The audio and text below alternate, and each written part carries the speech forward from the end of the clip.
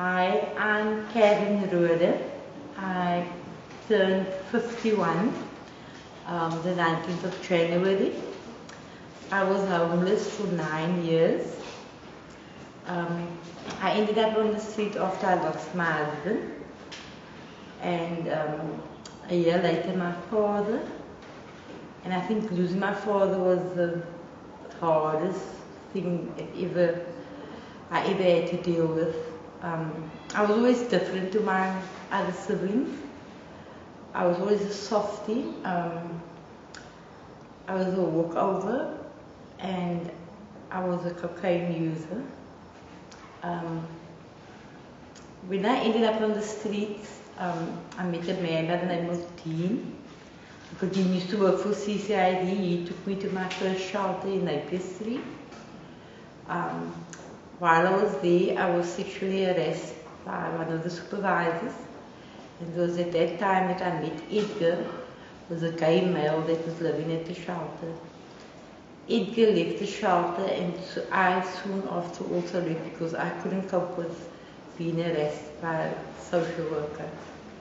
Even though I complained about it, nothing ever happened. It was in the gardens that Edgar taught me everything about the streets. I wasn't street smart, and he basically had to teach me how to identify who's genuine and who's not. A lot of bad things happened on the street, and just before COVID hit, Mom Estelle and one of our trusts, they told me that I need to get off because of the pandemic. I lived in Plumstead for 3 months. I was working for the MPO, and they just told me one day that they can't help me anymore. I need to find my own way, and that's how I ended up at YMCA. Initially, I didn't want to be here. It was like in the middle of nowhere. But at YMCA, a lot of great things happened to me.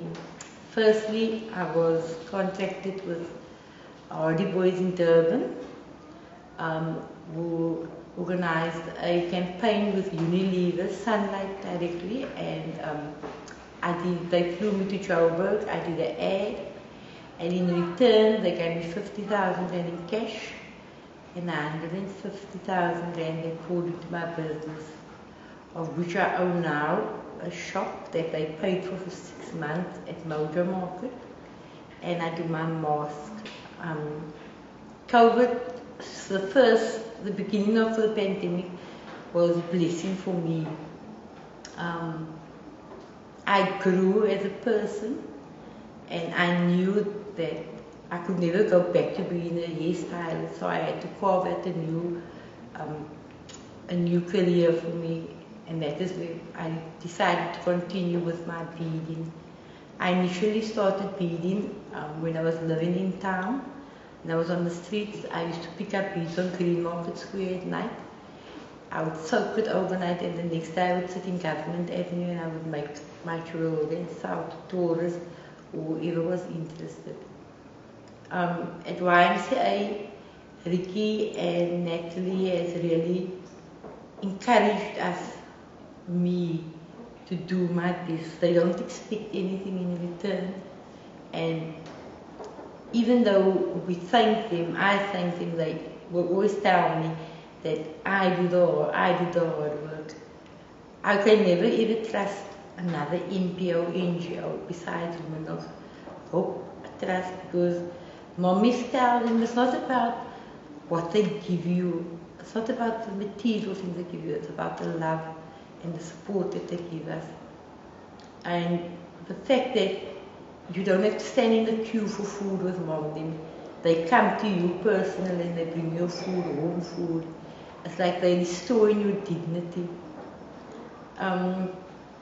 What I can say about COVID is COVID has taught me to appreciate a lot of things in life, especially the second wave. I lost a lot of close people that I knew, close relatives at one stage. Aunt and her uncle in a couple of days apart, and It's taught me to appreciate a lot of things in life. As far as the vaccine is concerned, I'm a little bit skeptic about it because I have read up in Germany, Norway, Britain, people have died after taking the vaccine, so I am a bit skeptic about it. I most probably will read up more about it before I do make a final decision. I was 9 years on the street, and for that 9 years, I never begged, I never prostituted myself. I've always found a way to make a living, to see that I had something to eat at night. It is one thing my father used to tell us, that no matter how negative the situation is, if you look deep enough, you will see that there's more positivity in it than negativity. Okay, in 2019, what happened was the law enforcement and CCID started to arrest us.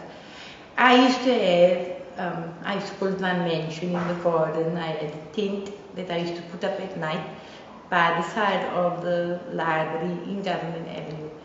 And you know, everybody used to come there when they needed something. And then one night we heard the talk, it was J.P. Smith and another man that I found out afterwards was Richard Bosman. They were talking and they were saying that the people need to get out of the gardens. And Richard Bosman asked, now what if they don't want to? And J.P. Smith actually said, then we'll force them to. And that is when it started, when they started forcing people out of the gardens. They started fining us. They took, at one stage, everything I owned, including my bottom dentures, which was in my bag, my ID, all my stock, everything they took. Then what happened was, Streetscape and all those people got together at Carpenter Shop, which is now Big Exchange in Ruland Street. And I heard the morning, I went to go wash there, and Ian Weary was talking about the meeting there at 1 o'clock. And I decided I'm going to crash this meeting, because how could you have a meeting about what's happening to the homeless people, but there's no homeless person to represent you? And then I crashed the meeting, and everybody was like, especially Mr. Badruddin, he was shocked because I said directly opposite him when I introduced myself as a homeless person. And at that time I got the fine. I broke my wrist. When we came back, my tent was demolished and my stuff was taken once again. And the very next day, law enforcement came and I got the fine for 1,500 rand. As a homeless person, I don't know how they expected me to pay it, but that's what they did. And then at the meeting, Ian Weary and it was decided that we're gonna they're gonna get a lawyer to represent the homeless people. That is when I met Lucian Lewin. He's an advocate and partner at Dingley Marshall, Lewin Claremont. This man made me believe that there is people that care about homeless people. I was sick one day and I was laying against the door by a building, and this man came and he picked me up with all my stuff and he put me in his car and he made sure that I got medical attention. I was undernourished that time, and he saw that I go into Carpenter Shop, which is just a male-only place, and he made provision for me till I was better. You know, he gave for people hope, homeless people hope, that somehow they're going to get off the street. That's why everything I do with the idea of I need to make Lucian proud because of what he sacrificed for us, the homeless people. I can remember that time I couldn't sleep on one spot at a time. At the night, I had to move around all the time. I even slept in the toilet where I had to pay 30 rand just so that that CCID or law enforcement don't get me. You know, if I think about how those people were treated in town, how old people would lay and sleep and it's raining, and CCID and law enforcement would come and they would pull at the cardboard out under them and the plastic had covered them, and they would leave the people just like that. You know, I just couldn't stand for it anymore. So when Lucian did the case, I'm applicant number 1 in that case. And even though I'm housed here, even though I'm living in this place, I will never forget those people in town. Seeing them when I pass through there to go to Mojo, it breaks my heart because they look 10 times worse than what they did when I left them. And I will always continue fighting for them because I had a sheltered life before I hit the streets. But for me, my life started, the real life for me was the reality of living on the street. It's real. People don't realize, people don't end up on the street because of choice. Nobody chooses to sleep on the street because if you're on the street, I promise you, it's a hell of its own. People never used to believe me when I used to tell them that I was homeless. And you know, people must stop judging, start getting to know that person. It's not the food and the money that you give that person, it's the support, it's the love. Because, you know, these NPOs and NGOs out there, they use people. I'm one of the people that was used when I did the case, when I started with the case. NGOs and NPOs just wanted me around, and you know what? I was introduced as, this is applicant number 1 in the case against the city. But I had a name, my name was Carin, but I was referred to as applicant number 1. And for me that time it was just, it's okay, these people are helping me financially, they see that I have food and they see that I have clothes, because at that time law enforcement used to take my stuff on a regular basis. But you know what, if I look back and I realize that they used women, and I'm not the only homeless person they used. They used me as a platform where they could get donations in. And that is what's happening in town at the moment. Homelessness has become the fastest money-making business. I don't think the churches make so much money like homeless, like NPOs and NGOs, because that is currently what is happening. They use homeless people, they use their talents, they use these circumstances, and they make projects out of them. And at the end of the day, we also just people, man. I still put myself in the category of homelessness because I don't own my own home yet, you know. And I pray to God every day that I would never end up there, because I would never be able to survive that hell again. But I've got brothers and sisters out there that still live in it. They've got all these new parolees in town that is making those people's lives hell. They get robbed on a regular basis. But if I got anything to say to people, is start looking at people, at homeless people as people. Don't judge, you don't know the story behind it. It can be somebody that is running away from abuse. It can be somebody that's running away from gender violence. You don't know what is going on. So don't be easy to judge it, because it can happen to you anytime. Almost 4 years ago, 2019, September, we were living in the garden store. And what happened was, what happens is every end of term, the school children would get drunk, and then they would come down Government Avenue and they would throw rocks on tents and kick people from the benches, and they would hurt people. A lot of people would get hurt. And what happened was, September of 2019, Connie's child, Cammy, came for a few days of the school holidays to her, and the children came down, they were drunk, and they threw a boulder on our tent. And he went out only after he heard one of the children said, go to the tent next door, and he knew that Connie's child was there. At that time, when he approached them, they stabbed him 4 times.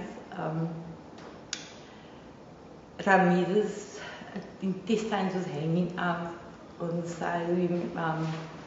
Duncan jumped from over the fence from the church, and he had a brand new t-shirt. I will never forget, a man gave him a day, and he took it and he actually pressed Ramiz's intestines back in. And, you know, for 2 hours, we ran around looking for somebody to help us. For 2 hours, and by the grace of God, this man, the policeman that worked at Parliament, inside of Parliament, he saw on the cameras, and he was trying all the time to get the ambulance. The ambulance didn't want to come because what was happening was the school children was doing just what they wanted to in town. As I was running to see if I could get out in Long Street by CCID, one of the children, I had to duck, he was throwing me with a hunter's bottle in my face. And eventually the ambulance came. I honestly believed that Ramiz was going to die. And so the paramedic told me that everything is fine. And they're going to take him to Somerset, and we went there. And when we came to Somerset, I saw that this paramedic changed, and then he told me, he's sorry that he lied to me, but his case is very, it's critical, it's very serious. And you know, I can remember they didn't want me to go in by the emergency section and all that. And on the 2 occasions I had deep slip in. One thing, something I will never forget, is where they shot him practically back to life. And you know what? Nothing even happened about that case, nothing. No policeman came to us, nothing. The only person that came was CCID, Mr. Hammer. They came to ask us if he's okay. That was it. Estelle, she brought medication for him and things like that, because he had an emergency operation because his colon was busted the way they stabbed him. And, you know, that was a Sunday. The Wednesday I was getting ready to go visit him, and here Ramiz come walking in his boxes. A lady gave him bought him a pair of flip-flops at Cape Quarters because he was bare feet. He had on a vest, and he was full of pain, but he was told at Somerset that he needs to leave because they need the bed. But that is the way homeless people got treated. That's why so a lot of homeless people die on the street. But today, Ramiz is fine. Ramiz has been my pillar through everything. He helps me with everything. He creates bonsai trees. He does sea sand frames. He does his bushman and different tribal paintings. And he actually started working today at the call center in Cape Town. I say as long as I can. Because, you know, Ricky and his wife they my pillar.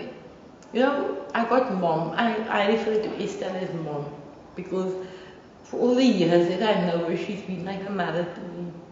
And if my hair is loose and curly, we look like sisters. But Estelle is the one person that I will never be able to let go of.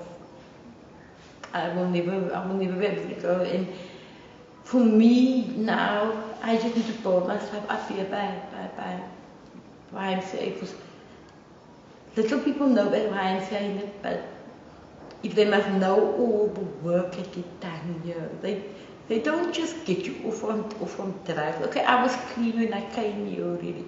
I was clean when the case started.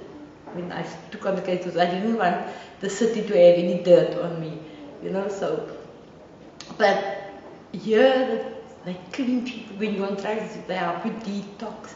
Nobody judge you, you know.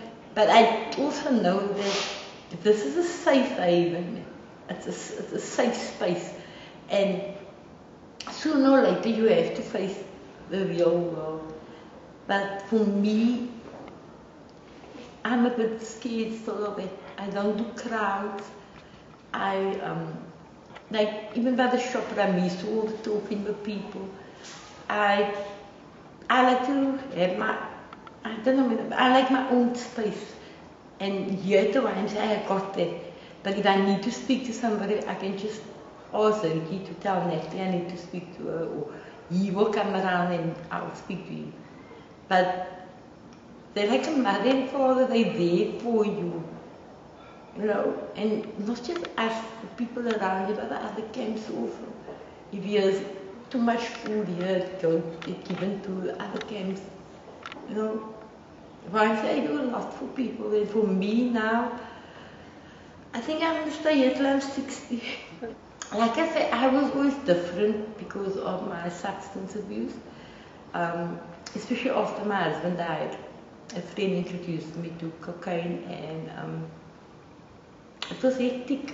You know, it's not one of the easiest drugs to deal with.